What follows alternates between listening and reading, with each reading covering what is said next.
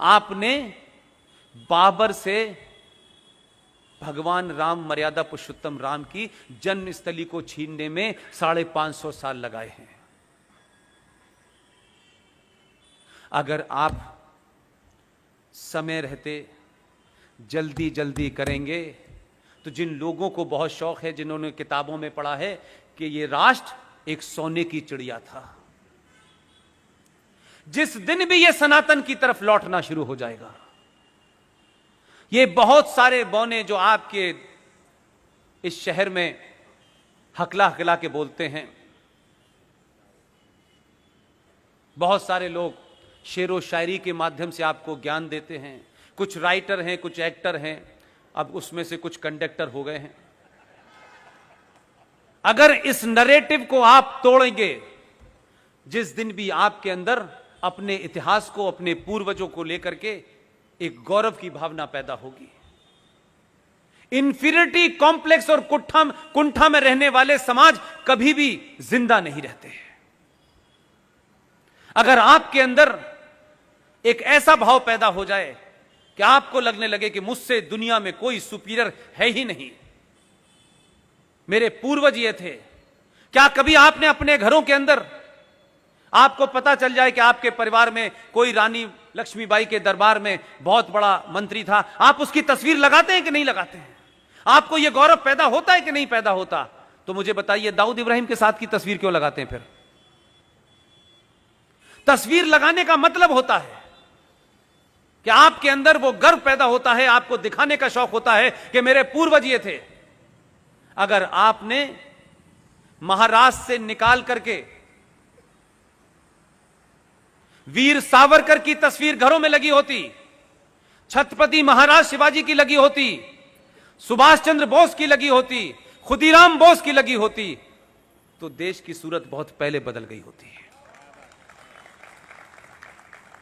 इसलिए शुरुआत घर से करिए, बहुत दूर जाने की जरूरत नहीं है, किताबें मौजूद हैं। और मैं फिर कहता हूं कि जब किताबें पढ़ें तो क्योंकि थोड़े देर के लिए ये जो वातावरण है, इसमें बहुत लोग आपको चैलेंज करने आएंगे, और जैसे ही सौरभ भाई बोलेंगे और हम जैसे बहुत सारे लोग जो बोल रहे हैं, ये फौरन कहा जाएगा, और कहा जाता रहा पिछले 3-4 साल से। इस पदवी से भी हमको नवाजा गया कि ये तो आरएसएस के एजेंट हैं।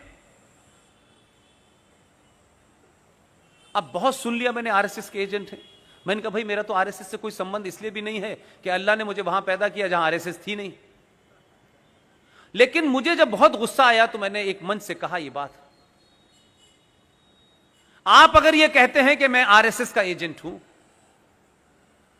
तो आरएसएस के एजेंट होने में उतनी बुराई नहीं है जितनी लश्कर तोयबा और जैशे मोहम्मद के एजेंट होने में है। इसलिए कोई क्या कहता है और कोई क्या कहकर के आपको डरा देता है, इसकी चिंता मत कीजिए। और सारी किताबें आपके पास मौजूद हैं। मैं बार बार उन किताबों का जिक्र इसलिए करता हूं कि ये किताबें छुपाई गई, दबाई गई, बताई नहीं गई। आप सबके मन में जो बहुत सारे ऐसे लोग हैं जो बहुत कुछ पढ़ते हैं, उनके मन में एक सवाल होगा, यह मैं जानता हूं कि होगा, इसलिए मैं उसका जवाब देना चाहता हूं। मैंने अपनी स्पीच में शुरू में कहा, Maulana Abul Kalam Azad was the greatest fraud. आपको लगेगा कि जिन्ना के बाद वो तो महान थे क्योंकि उन्होंने तो जिन्ना की मुखालफत की थी। अगर मौलाना आजाद जैसे लोगों का कैरेक्टर, ये सेकुलर मुसलमानों का कैरेक्टर जो आज आप देख रहे हैं, पूरा बॉलीवुड क्या कर रहा है, राइटर क्या कर रहे हैं, प्रोड्यूसर क्या कर रहे हैं, वाइस चांसलर क्या कर रहे हैं, पूरे देश में एक आवाज नहीं उठ रही। इस 30 करोड़ में से कोई ये नहीं कह रहा कि ये सीएए से तुम्हारा कोई लेना देना नहीं है, कोई नहीं बता रहा। सब लोग घुमा फिरा के उस एजेंडे को चलाना चाहते हैं। इसलिए मैंने कहा कि कुछ कुछ किताबों का अगर जिक्र होता, कुछ किताबों को बताया जाता, तो आपके सामने सच्चाई आ जाती, और कोई आपको यह काउंटर नहीं कर पाता कि ये राइट विंगर्स ने किताब छाप दी है, आप उनकी किताब से हवाला दे रहे हैं। मैं तो उनके घर में जो बैठे हुए हैं, जो नेहरू जी की कैबिनेट का हिस्सा थे, प्राइम मिनिस्टर ऑफिस में थे, जो इंदिरा गांधी की कैबिनेट का हिस्सा थे, मैंने तो उनकी किताब का रेफरेंस दिया है। वो तो आरएसएस के नहीं थे। ऐसी सारी किताबों के बारे में कहता हूं। एक किताब अभी लेटेस्ट मुझे पता चली है, 1917 में एनी बेसेंट नाम की एक महिला थी, वो इंडियन नेशनल कांग्रेस की अध्यक्ष थी 1917 में। 1922 में उन्होंने एक किताब लिखी। वो किताब कैसे मिलेगी किसी ने सोचा नहीं। लेकिन अगर आप में, अब सॉरी टू से, लेकिन मैं इसलिए, जैसे गर्लफ्रेंड से मिलने के लिए रास्ते निकालते हैं ना आप, हम में से बहुत लोग छत कूद के गए होंगे, मान लीजिए, क्या बात है, ऐसा होता है, सच बात है ये। जब आपको कुछ करना होता है तो आप कैसे रास्ते निकालते हैं, और आपको कुछ नहीं करना होता तो आप इतने बहाने बनाते हैं कि लगता है कि वो काम हो नहीं सकता। वो किताब रिसेंटली मुझे अभी मिली है। उस किताब का नाम है future politics of India, written by Annie Besant. वो अपनी किताब में क्या कहती हैं कि जिस जमाने होम रूल की बात हो रही थी, उस जमाने अंग्रेज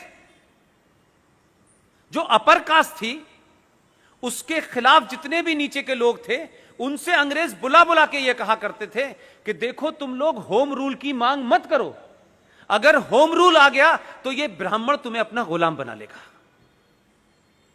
ये एनी बेसेंट लिख के गई है, ये किसी और ने नहीं लिखी। वो किताब अवेलेबल है।